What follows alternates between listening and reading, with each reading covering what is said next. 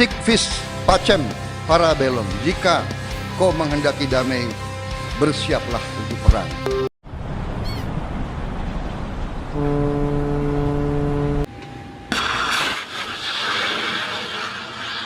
Halo kawan-kawan Corong ID, Indonesia baru-baru ini kedatangan monster laut asal Denmark, Iver Huitfeldt.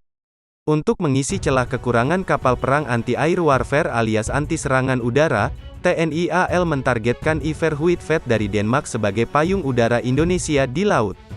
Dari segi kemampuan tempur, calon monster laut TNI AL Indonesia, Iver Huitfeldt menggunakan radar array APAR yang lebih canggih. Ada pula VLS Mk41 dan Mk56 yang terdiri dari 12 tabung peluncuran hingga 4 slot rudal anti kapal Mk141 Harpoon di mana satunya terdiri dari 4 tabung.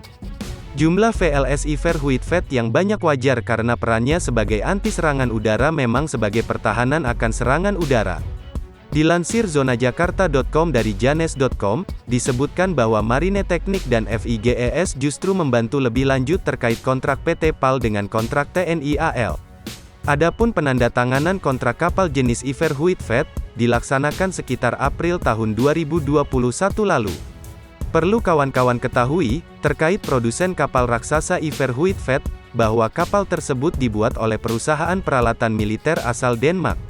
Di mana kapal Iver Huitfeldt memiliki panjang sekitar 138 meter hingga 150 meter, kehadiran kapal Iver Huitfeldt tentu akan memperkuat TNI AL di lautan lantaran kapal Iver Huitfeldt merupakan salah satu jenis kapal yang terbaik di kelasnya. Terkait kapasitas kapal Iver Huitfeldt, diketahui bahwa kapal raksasa ini mampu menampung hingga lebih dari 360 prajurit TNI AL. Di mana muatan yang bisa ditampung kapal Iver Huitfeldt, sekitar 5.850 ton umumnya. Namun bisa digunakan untuk memuat berat maksimum sekitar 6.645 ton. Terkait jangkauan yang bisa dicapai monster laut ini bisa mencapai 17.000 km.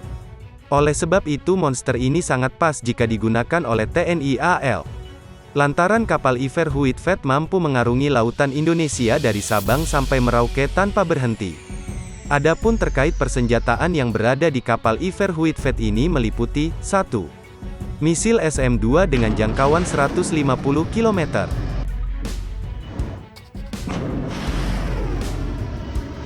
2. Misil RIM 162 Evolved Sea Sparrow dengan jangkauan 50 km.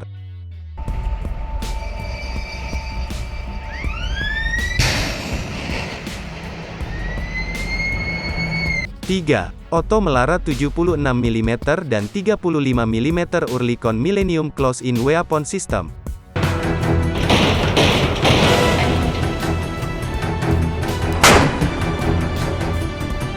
Kawan-kawan Corong ID, untuk mendapatkan raksasa laut ini, Indonesia menggandeng konsultan Angkatan Laut Jerman.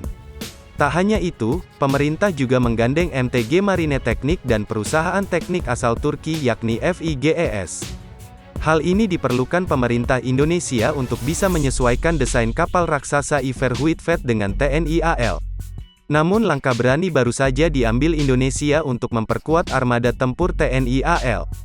Hal ini seperti dikutip zonajakarta.com dari artikel terbitan Naval Today pada tanggal 3 Januari tahun 2022 yang menyebut dalam upaya untuk memodernisasi armada angkatan lautnya, Indonesia berencana untuk membangun 2 fregat berdasarkan desain tipe 31 Angkatan Laut Kerajaan ditandai juga sebagai Arrowhead 140 di galangan kapal Indonesia.